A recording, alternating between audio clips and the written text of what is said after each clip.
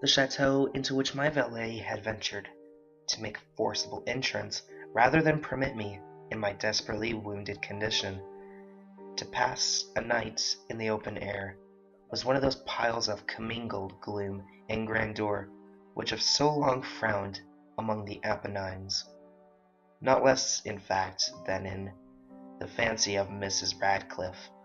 To all appearance, it had been temporarily and very lately abandoned. We established ourselves in one of the smallest and least sumptuously furnished apartments. It lay in a remote turret of the building. Its decorations were rich, yet tattered and antique. Its walls were hung with tapestry and bedecked with manifold and multiform armorial trophies, together with an unusually great number of very spirited modern paintings in frames of rich golden arabesque.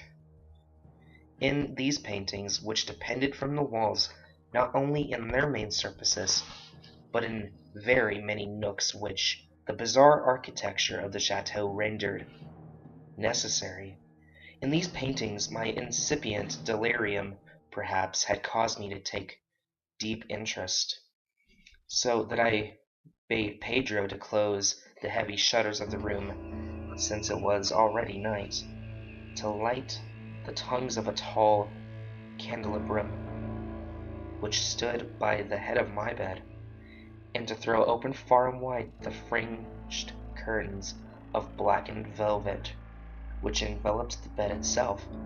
I wished all this done, that I might rein myself, if not to sleep, at least alternately to the contemplation of these pictures, and the perusal of a small volume which had been found upon the pillow, of which purported to criticize and describe them. Long I read, and devotedly I gazed. Rapidly and gloriously the hours flew by, and the deep midnight came finally. The position of the candelabrum displeased me, and outreaching with my hand in difficulty, rather than disturb my slumbering valet, I placed it so as to throw its rays more fully upon the book. But the action produced an effect altogether unanticipated. The rays of the numerous candles, for there were many, now fell within a niche of the room which had hitherto been thrown into deep shape by one of the bedposts. I thus saw in vivid light a picture all unnoticed before. It was a portrait of a young girl just ripening into womanhood. I glanced at the painting hurriedly, and then closed my eyes. Why I did this was not at first apparent, even to my own perception, but while my lids remained thus shut, I ran over in my mind my reason for shutting them. It was an impulsive movement to gain time for thought, to make sure that my vision had not deceived me, to calm and subdue my fancy for a more sober and more certain gaze. In a very few moments I again looked at the painting. That I now saw aright I could not and would not doubt, for the first flashing of the candles upon that canvas had seemed to dissipate the dreamy stupor which was stealing over my senses, and to startle me at once into waking life. The portrait, I've already said, was of that young girl. It was a mere head and shoulders, done in what is technically termed a vignette manner, much in the style of the favourite heads of Sully. The arms, the bosom, and even the ends of the radiant hair melted imperceptibly into the vague yet deep shadow which formed the background of the whole. The frame was oval, richly gilded and filigreed in Moresque.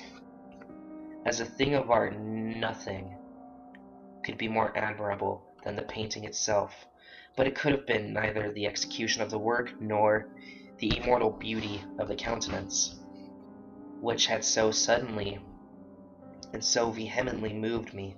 Least of all Could it have been that my fancy, shaken from its half-slumber, had mistaken the head for that of a living person? I saw at once that the peculiarities of the design, of the vignetting, and of the frame must have instantly dispelled such idea, must have prevented even its momentary entertainment. Thinking earnestly upon these points, I remained for an hour perhaps, half sitting, half reclining, with my vision riveted upon the portrait.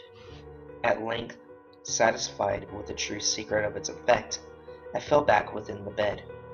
I had found the spell of the picture in an absolute likeliness of expression, which, at first startling, finally confounded, subdued, and appalled me. With deep and reverent awe I replaced the candelabrum in its former position, the cause of my deep agitation being thus from shut view.